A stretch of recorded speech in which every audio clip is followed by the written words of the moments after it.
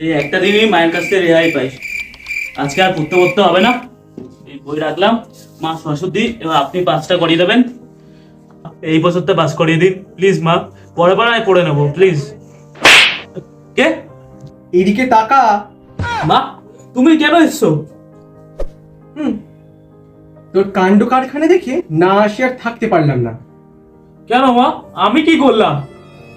আজকের দিনে আমার কাছে বই তারাই জমা রাখে যারা সারা বছর পড়াশোনা করে। তুই তো সারা দিন ফোন নিয়ে পড়ে থাকিস। বছরে যে কদিন বই নিয়ে বসিস তার তো ঠিক নেই।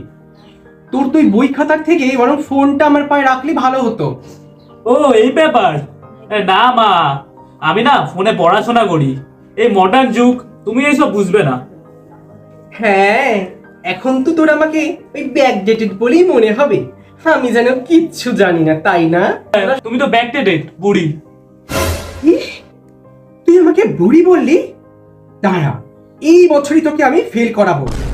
না মা, না।